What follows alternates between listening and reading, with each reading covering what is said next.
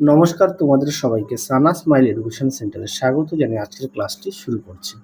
আজকে তোমাদের সঙ্গে আলোচনা করব তোমরা যারা ষষ্ঠ শ্রেণীর দ্বিতীয় পর্যায়ক্রমিক মূল্যায়ন পরীক্ষা দেবে তোমাদের জন্য রায় ও মার্টিন প্রশ্নবিচিত্র থেকে আজকে সমাধান করব ভূগোল বিষয়ে মডেল নাম্বার 7 অর্থাৎ 7 নম্বর স্কুলে যে সমস্ত ছোট ও বড় প্রশ্ন আছে তার সমস্ত প্রশ্নের উত্তরের সমাধান করে দেখাবো। চলো দেরি না করে মূল বিষয়ে যাওয়া যাক।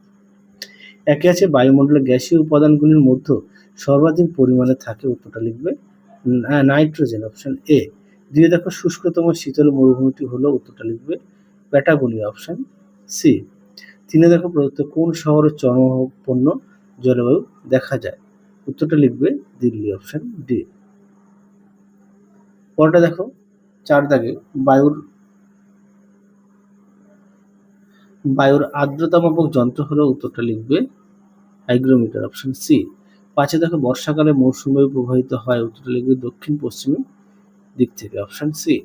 6 দেখো ভারতের পশ্চিমী ঝঞ্ঝা দেখা যায়, উত্তরটা লিখবে শীত ঋতুতে, অপশন সি।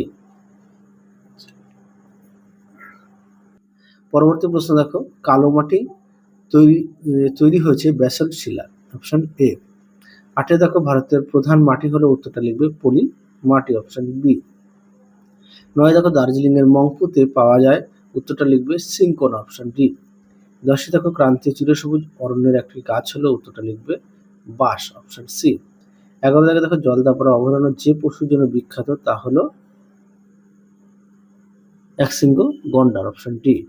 12 দেখো গুজরাটের গির অরণ্যের বিখ্যাত পশুটি হলো গন্ডার, অপশন সি। পরবর্তী প্রশ্ন দেখো কি আছে শূন্যস্থান পূরণ। একে আছে নভেম্বর ডিসেম্বর মাসে পর্যটকরা আন্টার্কটিকা অভিযান করে। 2 আছে আন্টার্কটিকা মহাদেশ দক্ষিণ গোলার্ধে অবস্থিত। 3 আছে আকাশে মেঘের পরিমাপই হলো মেঘাবৃততা। 4 দেখো পৃথিবীর সর্বাধিক বৃষ্টিবহুল স্থানে মেঘালয়ের মৌসিনরাম। 5 দেখো সরলবর্গীয় অরণ্যের গাছগুলি দেখতে শঙ্কুর মতো। 6 দেখো সর্পগন্ধার গাছ থেকে রেশারবিন তৈরি হয়। 7 দেখো ভারতের বন্যপ্রাণী সংরক্ষণ আইন চালু হয় 1972 সালে। 8 দেখো উর্বর নবীন পলিমাটি খাদার নামে পরিচিত। পরবর্তী প্রশ্ন দেখো 3 দেখে কি বলেছে। 3-এর 1-এ কি আছে অ্যালবেডো কাকে বলে, এটা তোমাদের পাঠ্য বই থেকে দেখায় সুন্দর করে দেওয়া আছে অ্যালবেডো। দেখো উত্তরটি এখান থেকে এই পর্যন্ত লিখবে অ্যালবেডো, এখান থেকে এই অবধি, পৃষ্ঠা নম্বর 49 পাঠ্য বই।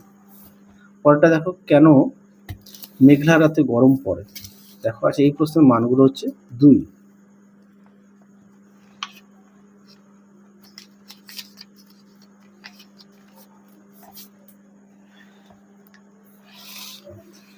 দেখো কেন মেঘলা রাতে গরম পড়ে, উত্তরটি লিখবে এখান থেকে এখানে এই পর্যন্ত, অবশ্যই সঙ্গে চিত্রটা উল্লেখ করবে।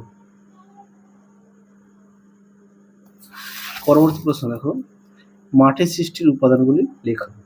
দেখো মাটির সৃষ্টির উপাদান জলবায়ু, আদিশিলা, জৈব পদার্থ, সূক্ষ্ম দানা, মৃত উদ্ভিদ।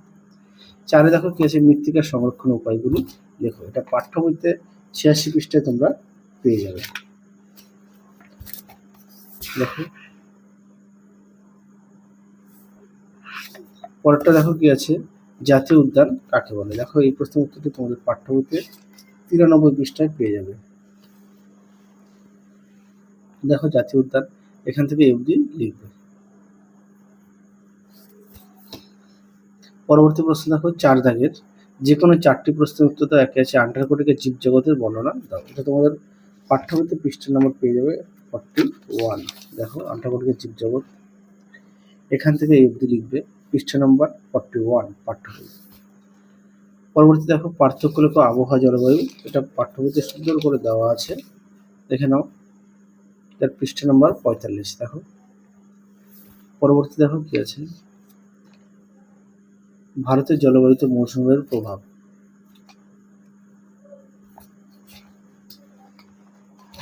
দেখো ভারতের জলবায়ুতে মৌসুমের প্রভাব দেখে নাও, পৃষ্ঠা নম্বর 80 যেগুলো আছে লিখবে। পরেরটা দেখো 4 দাগের প্রশ্নটা একটু দেখো, তোমাদের উত্তরে দেখায় কি বলেছে লবণাম্ব অরণ্য এর প্রাকৃতিক পরিবেশ গাছের বৈশিষ্ট্যের প্রধান গাছগুলি। দেখো লবণম্ব অরণ্য দেওয়া আছে, প্রাকৃতিক পরিবেশ এখান থেকে এই অবধি লিখবে, তারপর হচ্ছে প্রধান গাছ বৈশিষ্ট্য এগুলো দেবে। পৃষ্ঠা নম্বর 89 পাঠ্য। পরবর্তী দেখো 5 দাগ কি বলেছে, জলচক্র বলতে কি বোঝো?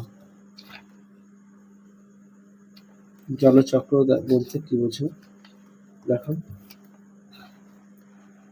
দেখে নাও প্রশ্ন উত্তরটি। জলচক্র সুন্দর করে দেওয়া আছে, তোমরা অবশ্যই পড়ে নিয়ে লিখবে, অবশ্যই চিত্রটা উল্লেখ করবে। পরবর্তী দেখো কি আছে, 5 দাগের যে কোনো দুটি প্রশ্নের উত্তর দাও। আন্টার্কটিকা বিজ্ঞানের মহাদেশ বলা হয়, এটা পাঠ্য বই তো 42 পেজে পেয়ে যাবে।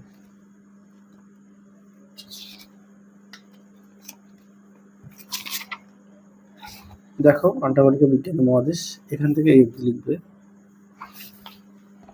পরবর্তী প্রশ্ন দেখো কি আছে, চিত্র সহ পৃথিবীর তাপমণ্ডল সমূহের বিবরণ দাও। দেখো এই প্রশ্ন উত্তরটি তোমাদের পৃষ্ঠা নম্বর হচ্ছে 52। দেখো পৃথিবীর তাপমণ্ডল সমূহ সুন্দর করে এগুলো পয়েন্ট দিয়ে লিখবে, পৃষ্ঠা নম্বর আর সঙ্গে অবশ্যই এই চিত্রটা, তাপমণ্ডলের চিত্রটা উল্লেখ করবে। পৃষ্ঠা নম্বর দেখো 52, পাঠ্য বই থেকে দেখাচ্ছি। পরবর্তী দেখো বায়ুমণ্ডলের স্তর বিন্যাস করে যে কোনো দুটি স্তরের বর্ণনা করে। স্তর বিন্যাস যে কোনো দুটি বলেছে, দেখো স্তর বিন্যাস দুটি হয়, ট্রোপোস্ফিয়ার দেবে আর স্ট্র্যাটোস্ফিয়ার দেবে। এখান থেকে তাহলে এই পর্যন্ত উত্তরটা লিখবে। পৃষ্ঠা নম্বর 31, চিত্রটা অবশ্যই দেওয়ার চেষ্টা করবে, হ্যাঁ, না চাইলেও। তাহলে চলো আজকের মতো এখানেই সমাপ্ত করছি, আবার দেখা হবে খুব শীঘ্রই তোমাদের পরবর্তী ভিডিওতে। তোমরা সবাই সুস্থ থেকো, ভালো থেকো, আজকের মতো টাটা।